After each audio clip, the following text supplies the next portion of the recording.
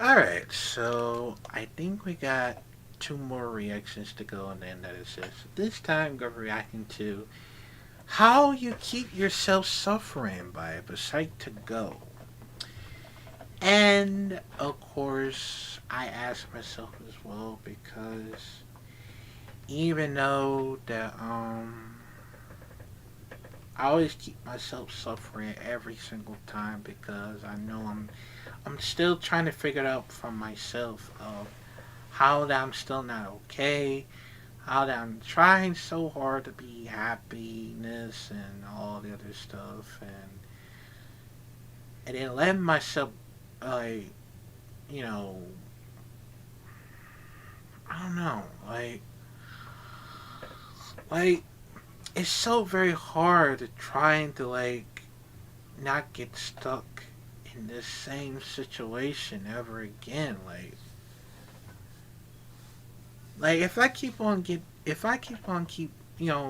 stuck throughout for an entire year, I just don't know whether I get older or not. It's just struggling, you know. And I try very hard to figure it out for myself, and I just don't know. Like like you try everything you could to make yourself feel better and try for let other people help you make you feel better. And you'll feel happy, but then the next day it still didn't happen. Like it's gotta be something that is bothering me and stuff. And I know either one of my family and my friend asked me, was something bother you? I just don't know, but I'm still trying to figure it out. So whether whether it could be my anxiety or depression or something else in my mental illness, because I feel very suffering throughout for entire months, and it's just struggling, man. But yeah, so let's shake it out in 5, 4, 3, 2. You know the kind of suffering no one sees. The one you carry quietly while you pretend everything is fine. It looks like scrolling your phone even though your brain feels fried. It looks like laughing at someone's joke even though you feel dead inside. It looks like saying I'm fine while you're fighting back tears you can't justify. It looks like dragging yourself through another day on autopilot because slowing down feels scarier than pushing through. Most people think suffering is dramatic. Panic attacks, breakdowns, losing control. But the truth is, the kind of suffering that destroys us the most is the kind we've learned to hide. And though most of us might not like to admit it, sometimes we're the reason we stay stuck in this suffering. The part no one really tells you is that you don't suffer because you're weak. You suffer because you've been disconnected from your internal warning system for too long. The one that tries to protect you long before you hit your limit. Let's look at how that happens and how you can finally stop abandoning yourself. Your body is a system, not a machine. It starts small, a tight throat, a dull headache, a heaviness in your chest, the kind of fatigue that sleep never fixes. Maybe you lose interest in things you once loved. Maybe every day feels like you're wading through wet sand. These signals are not random. They're warnings. They're your body trying to tap you on the shoulder and say, hey, something ain't right. Remember, the body whispers before it screams. But because these early signs don't stop us outright, we don't treat them as serious. We tell ourselves, I just need to push through. I just need to get over it. Everyone else seems fine, so we ignore the whispers. We minimize them and we keep going. And this is where the suffering deepens. You think you're being strong by persevering, but sometimes perseverance is the very thing hurting you. You wake up each day already exhausted, already defeated, thinking, oh my God, this is hard, but I'll just keep pushing. You sacrifice your needs, your rest, your joy, telling yourself it'll all pay off someday. that if you keep forcing yourself forward, eventually you will reach the light at the end of the tunnel. But what if the tunnel doesn't end? What if each step you take in that same direction is actually pulling you farther away from yourself? You're not depressed because you're weak. You're not burnt out because you can't handle life. You feel this way because your brain is accurately reading the reality you've been stuck in. A reality where you've been taught to ignore your own pain. So the real question isn't, why can't I handle this? The real question is, what has your body been trying to tell you that you've been trained to silence? When functioning turns into emotional shutdown. High functioning distress is still distress, it just hides better. When you keep pushing through the exhaustion, the headaches, the numbness, your body doesn't give up, it turns up the volume. And when those signals still get ignored, the brain goes into survival mode. Neuroscience shows that chronic stress forces the brain to conserve energy by shutting down the parts of you that aren't essential for survival. This has been called psychic amputation. You might experience this as the quiet loss of joy, motivation, creativity, curiosity, or excitement. Your mind is trying to protect you from burning out completely. This is the real danger of relentless perseverance. It becomes self-abandonment. When showing up means shutting yourself down, the problem isn't who you are, it's how long you've been forced to survive. And you kept going because stopping never felt like an option. Why people get stuck in cycles of suffering. So this is probably the most important part. If you want to understand why you keep suffering, start here.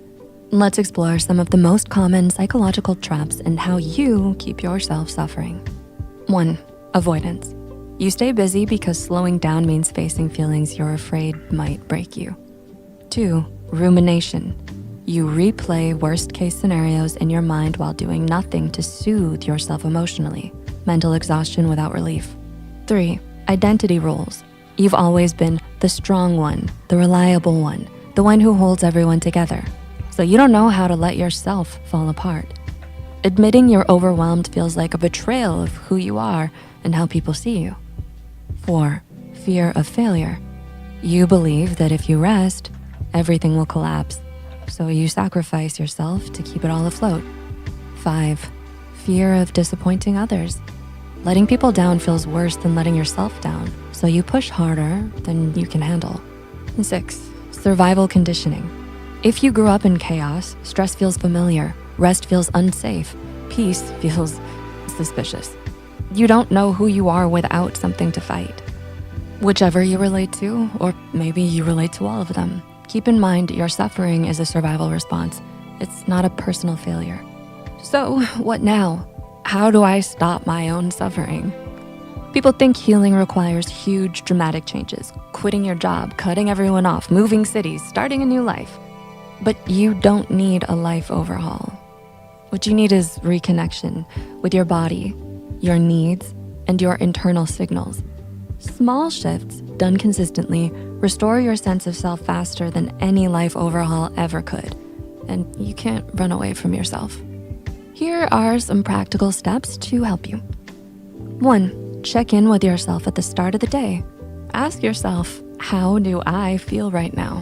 What do I need? It takes 10 seconds, but it can change everything. 2, honor small signals. Tired? Rest for 5 minutes. Overwhelmed? Step away. Triggered? Breathe. Your system learns safety through tiny acts of response. 3, do one thing that brings you back to your body. Something as simple as a quick stretch, a slow walk, or a long shower. 4, set boundaries that protect your energy, not your image. You're not responsible for how others react to your limits. 5, reduce one source of stress instead of trying to fix everything. Small relief creates momentum. And 6, let yourself receive help. Connection regulates the nervous system, while isolation intensifies suffering. If you're worn down, if you've been suffering quietly, what you need is gentleness, not judgment. The moment you recognize what's been hurting you is the moment things begin to shift. So which part of you has been whispering for attention lately? Share your stories in the comments down below if you feel comfortable. And if this resonated with you, don't forget to like, share, and subscribe for more insights. You never know who else needs this reminder today. Thanks for watching. We'll see you next time.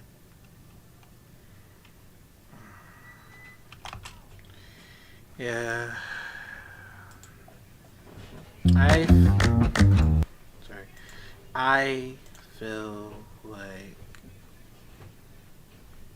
I've been try my hardest to check myself in and do like other sorts of things, and I'm trying to because I know I didn't want to get too much stressed out of it. And even though it's it's so hard to clear my head, you know,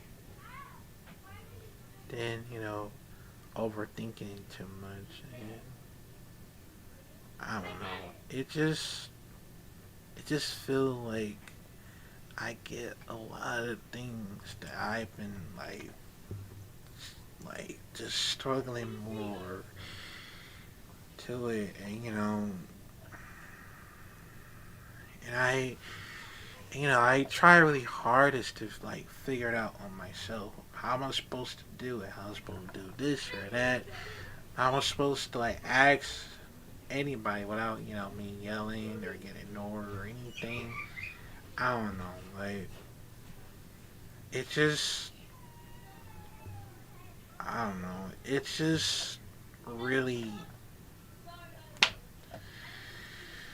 like I just feel like I don't know, like I'm feel very useless, like everything I try very hard, it's just not working at all, you know.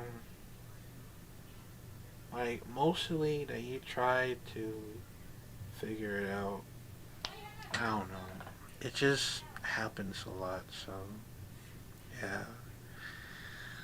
But somehow I just really need your help. Including my families and friends. I just really need your help for everything you have because I just don't want to feel left out. I didn't want to push everybody away because I just want them to understand that I really need help. I'm going through a lot. So, yeah.